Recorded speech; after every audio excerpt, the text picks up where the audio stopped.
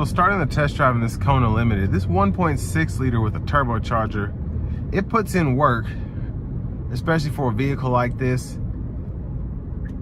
Now, of course, I'd rather have the 2.5 turbo in here, but this is a very small vehicle, and I think the 1.6 does a great job at giving you a small engine that still puts out a good amount of power.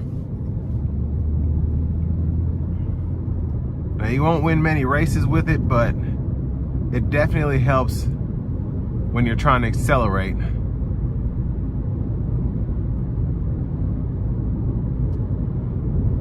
And the 19-inch alloy wheels, they're just a tad loud, but nothing terrible. And this pavement I'm on is a bit rougher, so it probably won't be as loud on the interstate, but again, these are the bigger wheels. Might be the biggest wheels you can get on this vehicle, so I'm not surprised that I'm hearing them a little bit. But overall, the ride quality is pretty good. I'm feeling the road. There's movement going on the inside, but it's not uncomfortable. A lot of that has to do with these H-Tech seats and just having that heated, cooled functionality helps your drive be a bit more comfortable.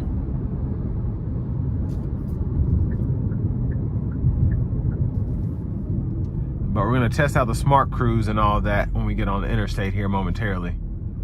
So again, we'll give it some throttle here. Put it in the sport mode too.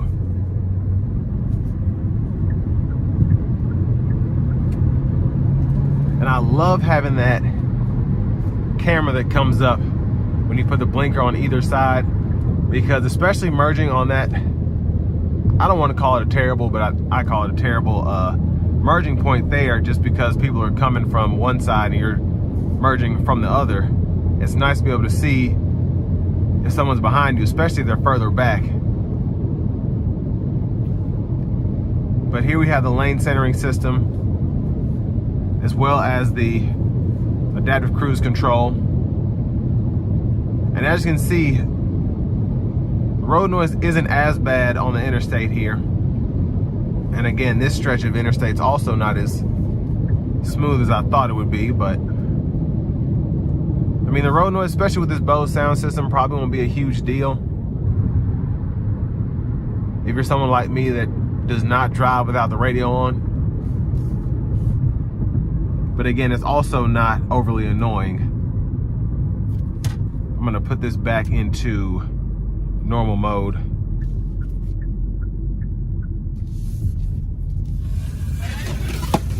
There goes my license plate. But I think Hyundai did a great job redesigning this for the 24 model year. It's just, it doesn't, mostly again because of the looks, it doesn't feel as cheap as this car can be now. With this limited trim with all-wheel drive, I mean, 36 grand is a lot of money, I think, for something like this, but you do get quite a bit for that. Well, I guess it's, what was it, 34,495. Now, in terms of competition, with a super small SUV, the one that comes to mind for me that just had a redesign is going to be the Chevy Trax. And I think both of these, you're used to them being smaller and they just kind of made them bigger.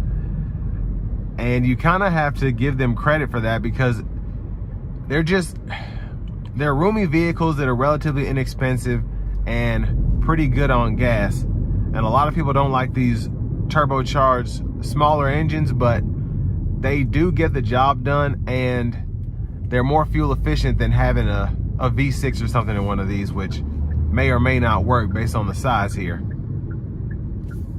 But I love what they've done with the Kona. This just feels like something that I would drive as opposed to the outgoing model. And the same thing with the Chevy Trax too. So I think these are probably the two best options in the segment right now. There are a few I haven't driven, but just fresh off the redesign and seeing both of these interiors, pretty impressive.